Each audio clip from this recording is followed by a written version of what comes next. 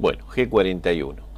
Compensación hacia la izquierda del cortador, hacia la izquierda de la herramienta. Si ustedes se fijan en esta gráfica, vamos a ver trayectoria programada, que es la que yo necesito que la herramienta haga, y la trayectoria compensada, quiere decir hacia dónde se va a desplazar la herramienta para que cuando coma haga la trayectoria deseada, ¿sí? En este caso, si ustedes se fijan, la herramienta se acomoda a la izquierda de la imagen, con G41 a la izquierda de la trayectoria deseada. ¿Cuánto a la izquierda? Bueno, va a ser en D, donde yo voy a cargar el diámetro de la herramienta. Es decir, si yo tengo una herramienta de 10 milímetros, ¿sí?, con G41 lo que va a hacer correrla 5 milímetros de su eje, para que esos 5 milímetros que tiene de distancia la herramienta desde su centro hagan que trabaje justamente por la trayectoria programada. Entonces yo pongo en el programa las dimensiones exactas de donde yo quiero que trabaje, pero en función del tamaño de la herramienta yo pongo G41, ¿sí? Y entonces la herramienta se va a desplazar sola la compensación necesaria en función de ese diámetro.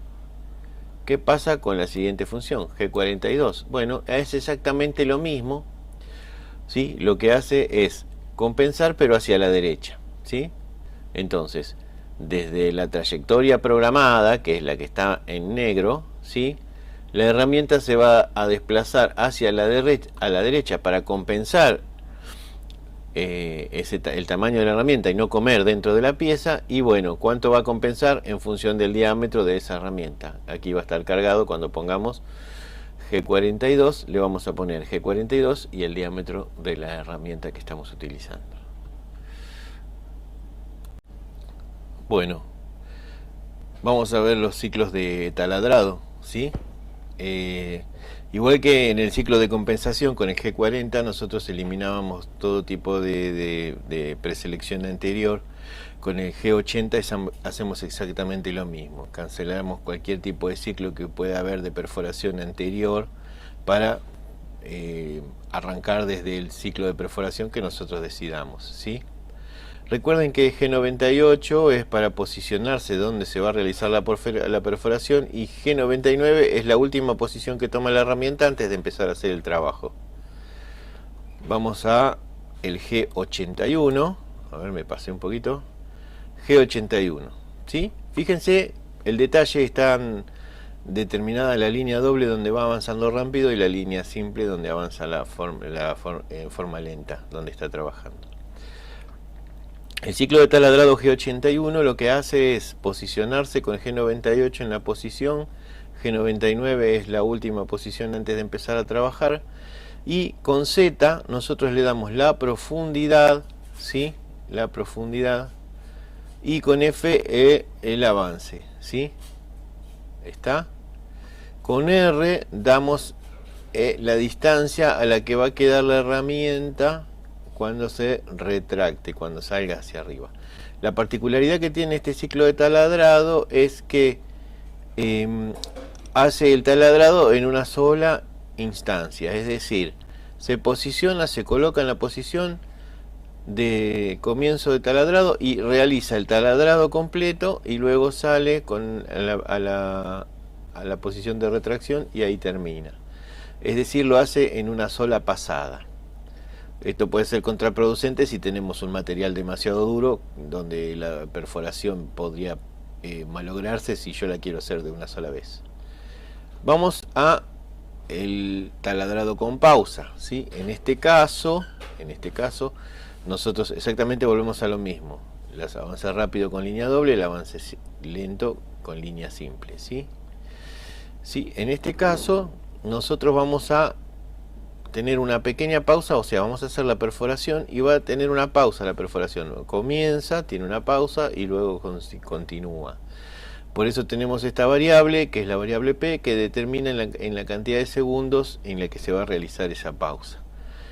F es la velocidad de avance, no hay que confundir F con S. S es la velocidad del usillo, la RPM que va a tener la herramienta en ese momento. Y F es la velocidad con que va a ir avanzando. ¿Tá?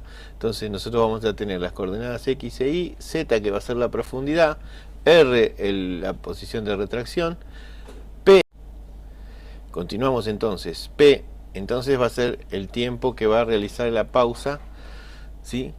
El tiempo de pausa que va a realizar en el ciclo de perforación. Vamos a el próximo, que es G83, ¿sí? En este caso, lo que va a hacer la herramienta es posicionarse, ¿sí? Ir a la posición donde va a comenzar, ¿sí?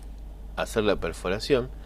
Pero la particularidad de esta perforación, que también se la denomina como perforación de picoteo, tipo picoteo, lo que va a hacer es lo siguiente: va a ingresar la herramienta y va a ir a profundizar en esta medida, en la medida que nosotros determinemos con la letra Q. Es decir, por ejemplo, si queremos que avance de a 3 milímetros, en Q vamos a poner 3. Entonces la herramienta lo que va a hacer es, va a empezar a perforar, va a ir 3 milímetros y se va a retractar. Va a avanzar de vuelta, va a avanzar otros 3 milímetros y se va a retractar. ¿Sí? ¿Se entiende? Entonces, la forma de hacer la perforación, en vez de ser como G81, era perforar directamente. G82 perforaba, hacía una pausa y luego continuaba. En G83 esto va a ser un picoteo, va a avanzar, se va a levantar la herramienta, una distancia de seguridad que es la D, va a volver a avanzar, se va a levantar otra distancia de seguridad y va a volver a avanzar hasta que realice la perforación total, que va a ser la profundidad del agujero determinado por Z.